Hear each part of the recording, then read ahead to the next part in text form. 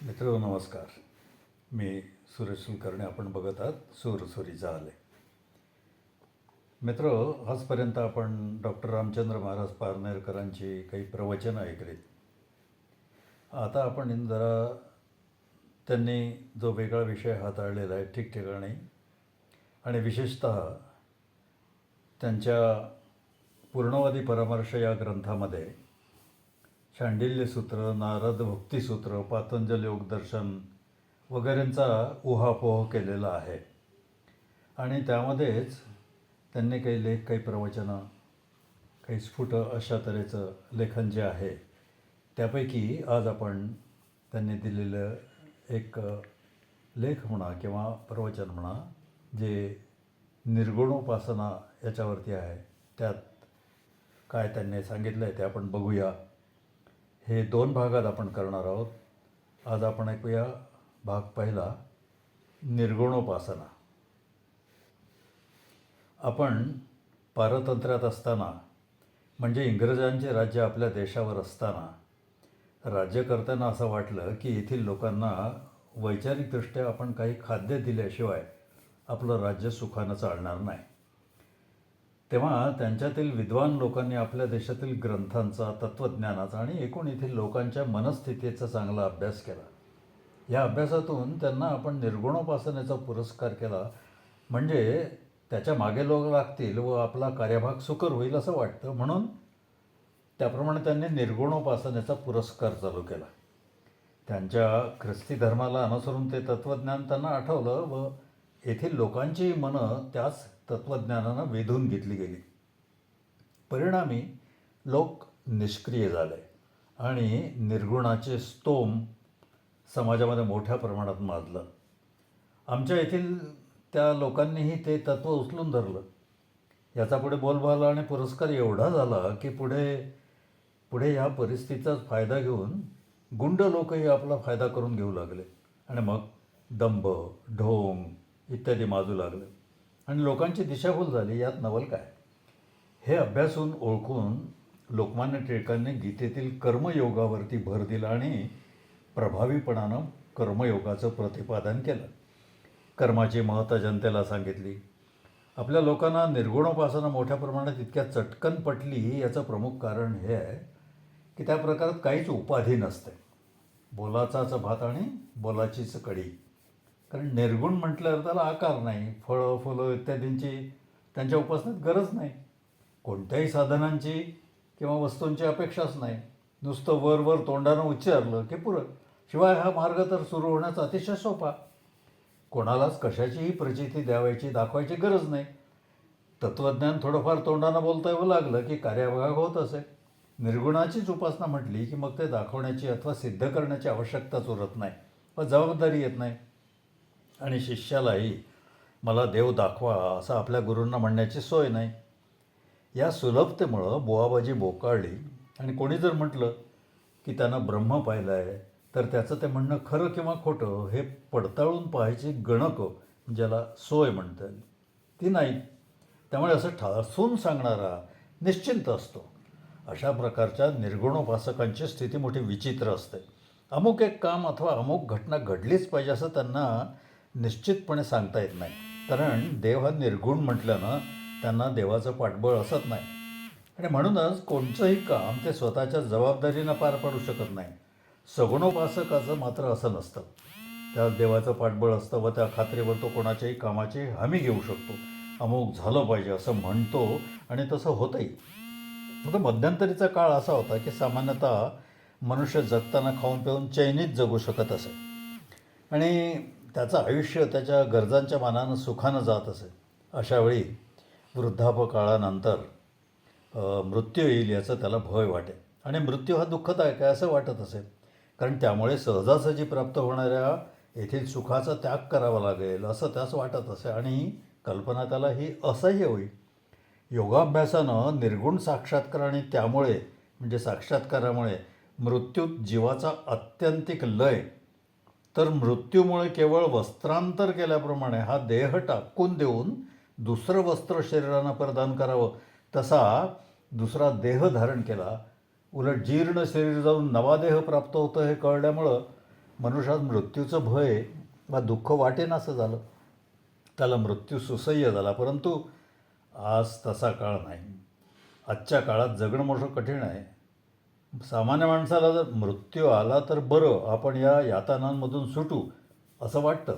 त्यामुळं मृत्यूचं भय वा दुःख तर राहोच, पण मृत्यू बरा वाटतो, कारण सुटका होईल एकदाची या जगण्याच्या यातनांमधून, अशी समजूत असते. अशा वेळी जर मरण्यानं सुटकार होणार नाही ही गोष्ट जर आजच्या मनुष्यास कळली तर त्याला बरं वाटेल, किंवा आपल्या दुःखावरती दागण्या दिल्यासारखं वाटेल.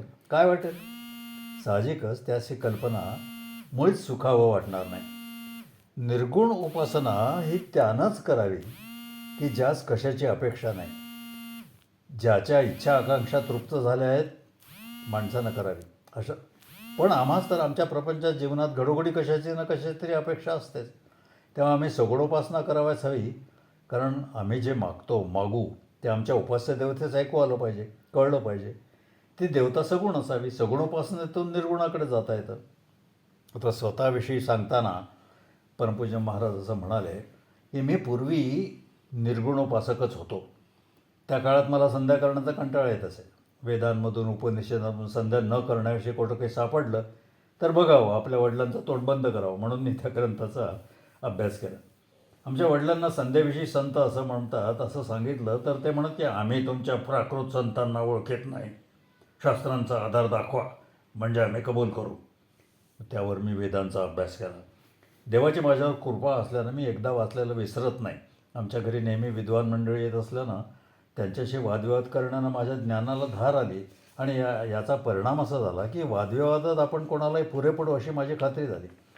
आमच्या घराच्या गच्चीवर संध्याकाळी संध्या करीत असताना माझ्या वयाच्या 24व्या वर्षी मला निर्गुण साक्षात्कार झाला आणि लोकही मला विद्वान समजू लागले. हे सर्व झालं तरी पैसे कसे मिळवावे हे काही कळेना. माझे वडील मला नेहमी म्हणायचे, रिकामा हात तोंडाशी जात नाही, पैशाशिवाय या जगात जगता येणं दुरापास्त आहे, इत्यादी इत्यादी. मला वाटतं की आपण एवढे विद्वान झालो, लोकही आपणाला विद्वान समजतात, पण आपल्या वडिलांचं बोलणं कायम आहेच. मग व्यापार करून आपण पैसे मिळवू म्हणून मी व्यापार करायला प्रारंभ केला, आणि त्यातही यश मिळेना. मी केलेला अनुमान नक्कीच चुकायचा आणि केलेल्या धंद्यात नुकसानच यायचं. माल विकत घेऊन नंतर तो विकल्यानं घाटा येतो हे त्यावेळी मला न कळल्यानं, तसंच सौदा करून माल खरेदी करावा हे माहिती नसल्यानं धंद्यात मला घाटा येत असे. मी जे जे काही तर्कवाद करीत असे की नाही व्यापारासंबंधीचा, ते इतके बिनतोड असत की त्यातून फायदा मिळेल असं कोणाचंही वाटावं, परंतु व्हावं नेमकं उलटं.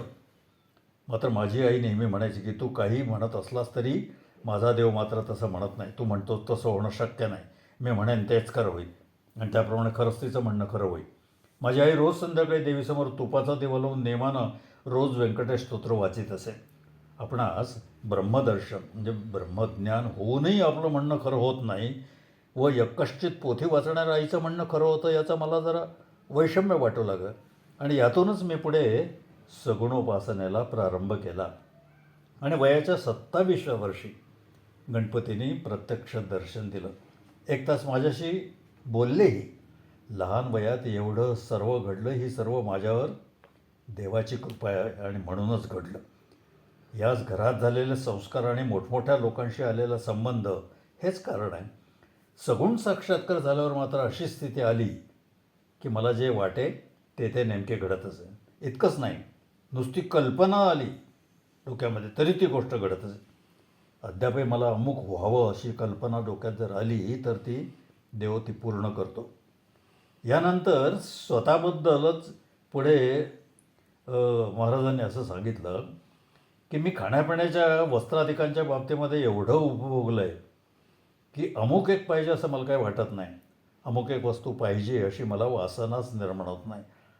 या अशा स्थितीला काय म्हणाय, ज्यावेळी देव देत नव्हता त्यावेळी अमुक एक वस्तू पाहिजे असं वाटायचं, परंतु तो आता देतो आहे तर कशाची इच्छा राहिली नाही. आपणच काय काय पाहिजे ते आपण देवाजवळ अवश्य मागितलं पाहिजे. मी देवास कसं मागू असं विचार आपण मनामध्ये कधीही आणू नये. अखिल ब्रह्मांड नायक जो सर्व जगाचा पालन करता आणि नियमन करता आहे ना, त्याच आपली गरज भागवणं कितीसं कठीण असणार आहे.